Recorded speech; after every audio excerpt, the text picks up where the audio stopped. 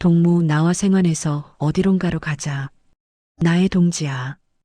2024년 12월 24일 크리스마스 이브 아침이었습니다. 우크라이나 특수작전군 소속 병사들이 전날 밤 격전을 치렀던 쿠르스크 전선을 수색하고 있었습니다.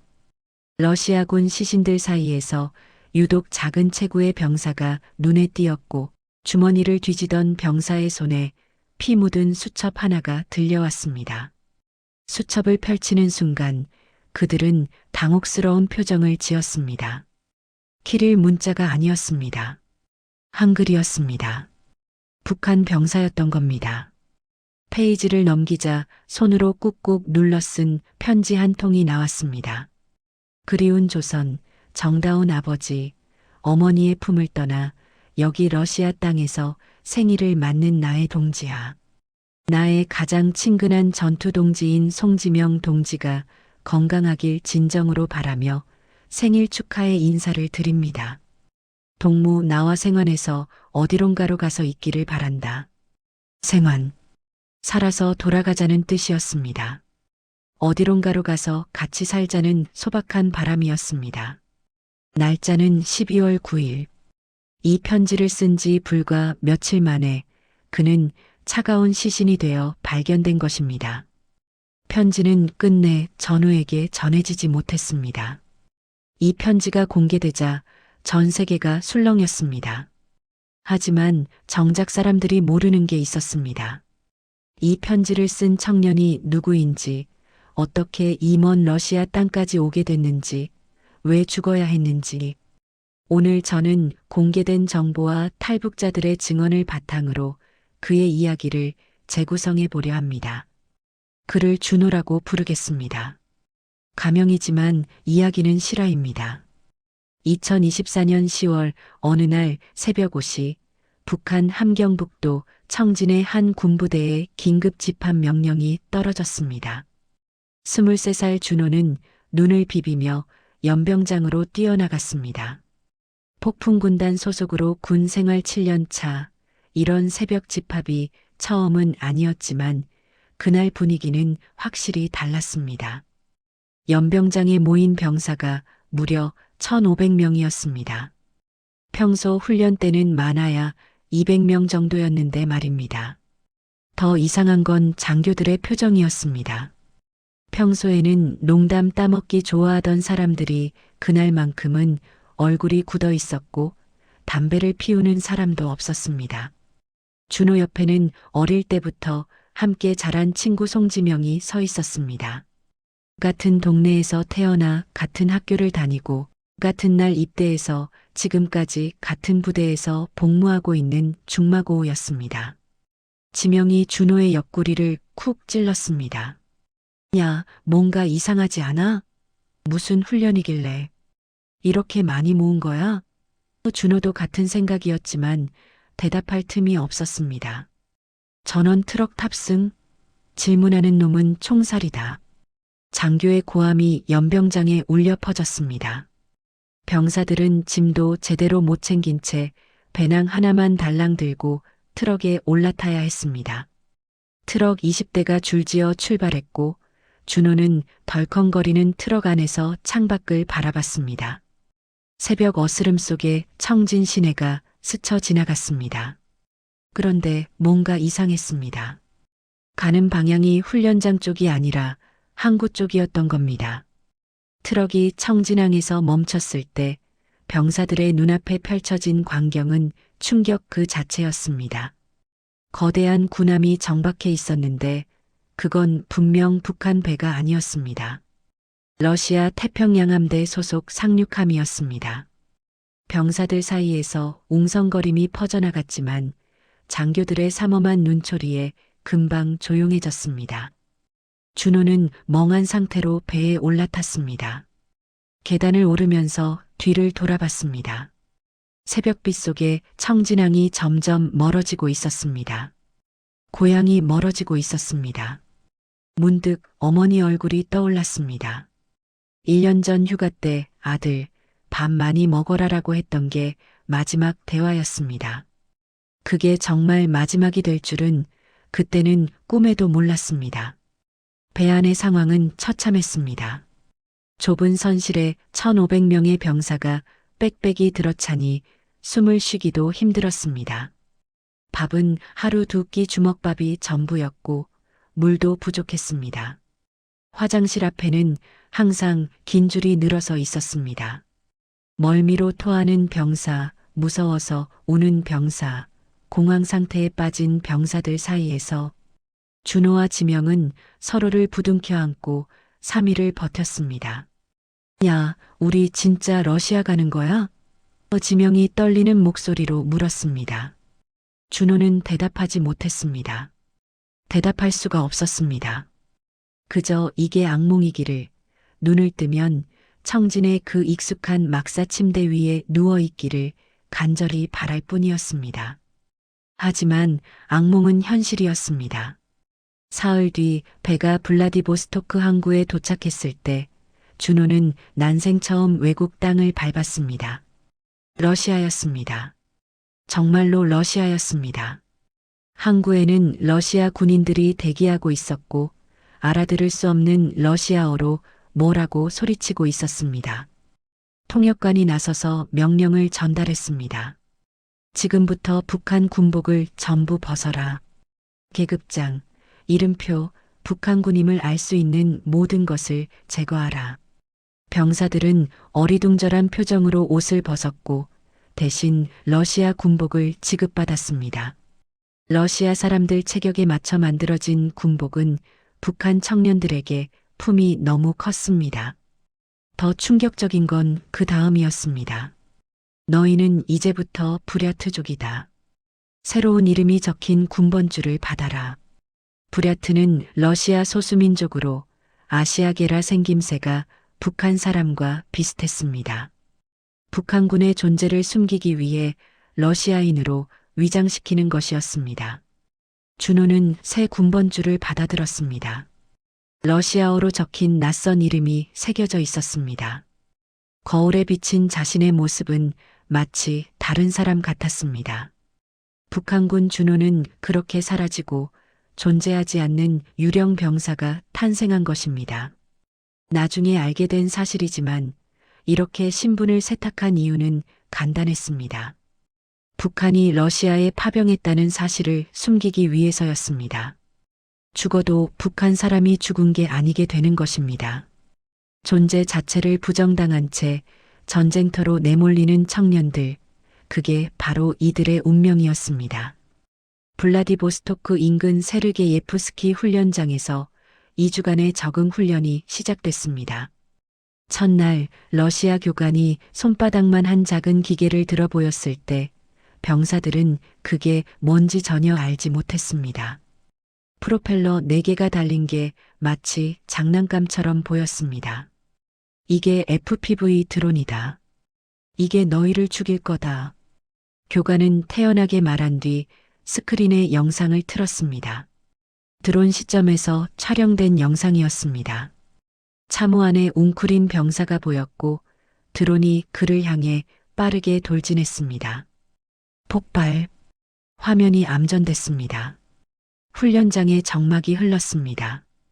북한에서는 한 번도 본 적 없는, 상상조차 해본 적 없는 것이었습니다. 저걸 어떻게 막습니까? 누군가 물었습니다. 교관은 피식 웃었습니다. 못 막아. 그냥 안 맞아야지. 피하거나 죽거나 둘 중 하나야. 그날 밤 준호는 잠을 이룰 수 없었습니다. 옆에서 지명이 속삭였습니다. 야, 우리 죽는 거 아니야? 준호는 대답하지 못했습니다. 할 수 있는 대답이 없었기 때문입니다. 70년 넘게 전쟁을 안 해본 나라에서 온 청년들이 21세기 최첨단 전쟁터에 던져진 것입니다. 그것도 아무런 준비 없이. 2024년 11월 2주간의 훈련이 끝나고 병사들은 다시 트럭에 올랐습니다. 이번에는 서쪽으로 이틀을 달려 도착한 곳은 쿠르스크였습니다. 러시아 서부, 우크라이나와 맞닿은 접경 지역. 2024년 8월 우크라이나군이 러시아 영토를 기습 침공한 뒤 가장 치열한 전투가 벌어지고 있는 곳이었습니다. 트럭에서 내리는 순간 영하 20도의 칼바람이 살을 에웠습니다. 북한에서 가져온 내복은 종이장처럼 얇았고 러시아군이 지급한 방한복도 부실하기 짝이 없었습니다. 숨을 쉴 때마다 코털이 얼어붙었고 몇 분만 서 있어도 발가락 감각이 사라졌습니다. 참으로 이동하면서 준호는 처음으로 시신을 봤습니다. 러시아 군복을 입은 병사였는데 얼굴이 없었습니다. 드론에 당한 것이었습니다. 구역질이 치밀어 올랐지만 참았습니다. 참호하는 더 처참했습니다. 피냄새와 화약 냄새가 뒤섞여 숨을 쉬기 힘들 정도였고 곳곳에 부상병들의 신음소리가 울려 퍼졌습니다. 이게 전쟁이구나. 준호는 그제야 실감했습니다. 자신이 죽을 수도 있다는 것을, 아니, 죽을 확률이 훨씬 높다는 것을. 쿠르스크에 도착한 다음 날 새벽 공격 명령이 떨어졌습니다. 전진. 준호는 참호를 박차고 나갔습니다. 눈밭 위를 뛰었습니다. 사방에서 총소리가 울렸지만 어디서 날아오는지 알 수 없었습니다. 옆에서 누군가 쓰러졌습니다. 엎드려. 누군가의 외침에 준호는 본능적으로 땅에 엎어졌습니다. 얼굴에 차가운 눈이 닿았습니다. 심장이 터질 것 같았습니다. 그때 하늘에서 윙윙거리는 소리가 들려왔습니다. 드론이었습니다. 훈련 때 봤던 그 작은 기계가 머리 위를 맴돌고 있었습니다. 움직이지 마. 움직이면 죽어. 준호는 숨을 멈추고 땅에 납작 엎드렸습니다. 1초가 1시간처럼 느껴졌습니다. 드론이 지나갔습니다. 살았습니다. 전투가 끝난 뒤 준호는 지명을 찾아 헤맸습니다. 다행히 살아있었습니다. 하지만 다리에 파편을 맞아 피를 흘리고 있었습니다. 야, 괜찮아? 지명이 힘없이 웃었습니다. 야, 나 집에 못 가겠다. 의무병이 지명을 들것에 실어 후방으로 옮겼습니다. 준호는 그 뒷모습을 멍하니 바라봤습니다. 그게 친구를 본 마지막이었습니다. 지명이 살았는지 죽었는지 준호는 끝내 알지 못했습니다. 12월이 됐습니다. 준호의 부대는 쉴 틈 없이 전투를 이어갔습니다. 매일 전진 명령이 떨어졌고 매일 드론이 날아왔고 매일 누군가 죽었습니다. 처음에는 전우가 죽을 때마다 눈물이 났습니다. 하지만 일주일이 지나자 눈물도 나오지 않았습니다. 무감각해진 것입니다. 나중에 알게 된 사실이지만 북한군은 주로 돌격제대에 배치됐습니다. 돌격제대란 전투가 시작되면 가장 먼저 적진으로 뛰어드는 부대입니다. 쉽게 말해 총알바지입니다. 러시아군은 예전에 죄수들을 이 역할에 투입했는데 1년도 안 돼 거의 다 죽어버렸습니다.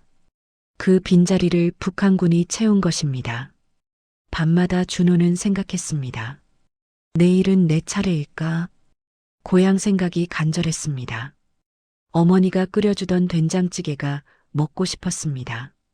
하지만 집에 연락할 방법이 없었습니다. 휴대폰은 진작에 압수당했고 편지를 보낼 수도 없었습니다. 더 비극적인 건 어머니가 아들이 어디 있는지조차 모른다는 것이었습니다.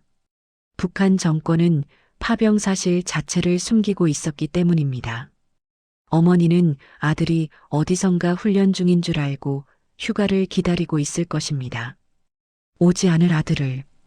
2024년 12월 9일 준호는 참호 구석에 웅크려 앉아 수첩을 꺼냈습니다. 내일이 송지명의 생일이었습니다. 다리 다친 뒤로 소식이 끊긴 친구. 살았는지 죽었는지도 모르는 친구. 하지만 준호는 편지를 쓰기로 했습니다. 언젠가 꼭 전해주겠다는 마음으로. 그리운 조선, 정다운 아버지, 어머니의 품을 떠나 여기 러시아 땅에서 생일을 맞는 나의 동지야. 펜을 쥔 손이 떨렸습니다. 추워서인지 두려워서인지 슬퍼서인지 알 수 없었습니다. 나의 가장 친근한 전투 동지인 송지명 동지가 건강하길 진정으로 바라며 생일 축하의 인사를 드립니다. 눈물이 났습니다. 참으려 했지만 참을 수 없었습니다. 언제부터 이렇게 됐을까? 같이 뛰어놀던 고향의 골목길이 떠올랐습니다. 같이 밥을 나눠 먹던 학교 급식이 떠올랐습니다. 같이 입대하던 날 10년만 버티면 집에 간다며 웃던 지명의 얼굴이 떠올랐습니다. 동무 나와 생환에서 어디론가로 가서 있기를 바란다. 생환, 살아서 돌아가자. 어디론가로 가서 같이 살자. 고향이 아니어도 좋다. 북한이 아니어도 좋다. 따뜻하고 자유로운 곳이면 어디든 좋다. 둘이 살아남을 수만 있다면. 준호는 편지를 접어 주머니에 넣었습니다. 지명아, 이거 꼭 전해줄게. 그는 그렇게 다짐했습니다. 하지만 운명은 그 약속을 지키지 못하게 했습니다. 12월 중순의 어느 날 또다시 전진 명령이 떨어졌습니다. 준호는 이제 익숙해진 동작으로 차모를 박차고 나갔습니다. 하지만 그날따라 하늘이 유난히 시끄러웠습니다. 드론이 평소보다 많았습니다. 위험해. 누군가 소리쳤습니다. 준호가 고개를 드는 순간 눈앞이 하얗게 변했습니다. 폭발. 그게 마지막이었습니다.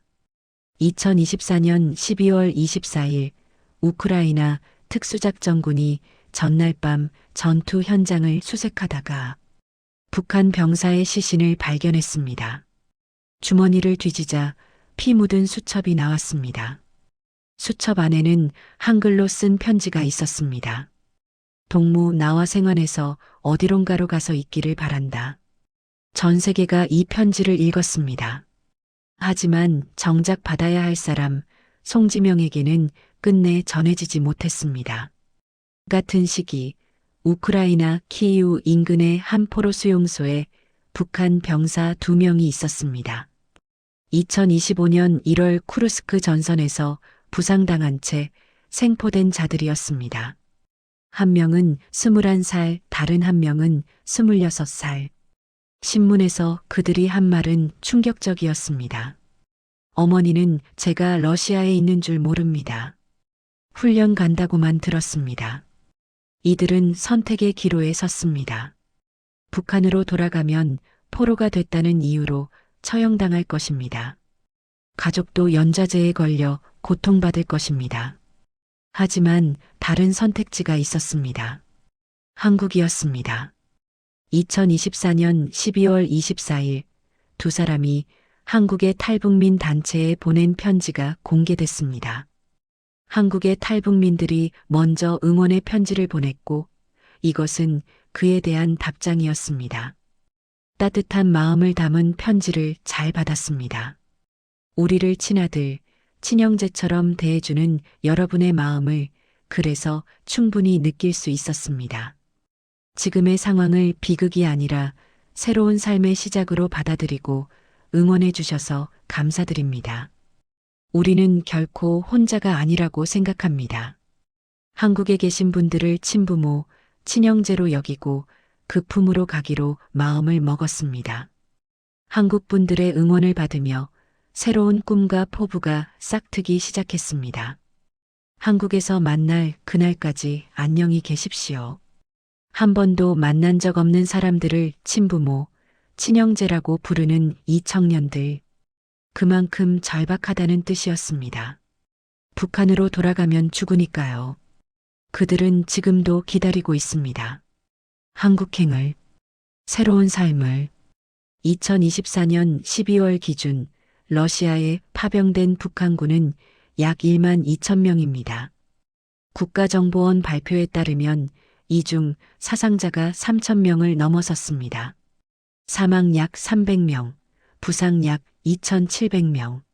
불과 2개월 만에 4명 중 1명이 죽거나 다친 것입니다. 왜 이렇게 피해가 클까요? 북한군이 돌격제대, 즉 총알바지 역할을 맡고 있기 때문입니다. 러시아군은 예전에 죄수들을 이 역할에 투입했는데 거의 다 죽었습니다. 그 빈자리를 북한 청년들이 채우고 있는 것입니다.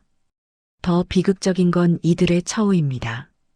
북한 인권정보센터는 이들을 현대판 노예라고 규정했습니다.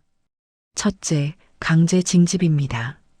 북한에서 군 복무는 의무이고 거부할 수 없습니다. 러시아 파병도 마찬가지입니다. 둘째, 경제적 착취입니다. 이들의 급여 90%는 김정은 정권이 가져갑니다. 해외 노동자와 똑같은 구조입니다. 셋째, 생명 경시입니다. 죽어도 죽은 게 아닙니다. 북한 정권이 파병 자체를 부인하고 있으니까요. 지금 이 순간에도 북한 어딘가에서 준호의 어머니가 아들을 기다리고 있을 것입니다.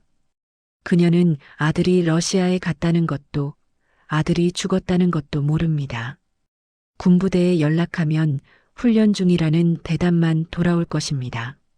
휴가는 언제 나오냐고 물으면 기다리라는 대답만 돌아올 것입니다. 그녀는 기다릴 것입니다. 오지 않을 아들을. 어쩌면 평생.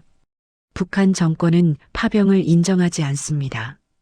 전사자 통보도 하지 않습니다. 유해도 돌려보내지 않습니다. 준호 같은 청년들은 존재 자체가 부정당한 채 이름 모를 러시아 땅에 묻히는 것입니다. 그들의 어머니는 아들이 살아있다고 믿으며 평생을 기다릴 것입니다. 이보다 잔인한 일이 있을까요? 다시 그 편지로 돌아갑니다. 동무 나와 생활해서 어디론가로 가서 있기를 바란다. 준호는 알았던 걸까요? 자기가 죽을 거라는 걸. 그래서 이 편지를 쓴 걸까요? 어디론가로 가서 있기를 바란다. 고향이라고 쓰지 않았습니다. 북한이라고 쓰지 않았습니다. 그냥 어디론가라고 썼습니다. 그는 알았던 것 같습니다. 고향으로 돌아갈 수 없다는 걸, 돌아가도 자유가 없다는 걸, 그래서 꿈꿨던 겁니다. 어디론가 자유롭고 따뜻한 곳으로 친구와 함께 갈 수 있기를. 그는 그 꿈을 이루지 못했습니다. 하지만 살아남은 두 사람은 그 꿈을 꾸고 있습니다. 한국에서 만날 그날까지 안녕히 계십시오. 그들은 기다리고 있습니다. 새로운 삶을, 자유를, 우리의 손길을. 여러분은 어떻게 생각하십니까? 같은 말을 쓰고 같은 역사를 나눈 우리가 그 손을 잡아야 할까요? 댓글로 의견 남겨주세요. 오늘 영상은 여기까지입니다. 구독과 좋아요, 이런 이야기를 더 전하는 힘이 됩니다. 감사합니다.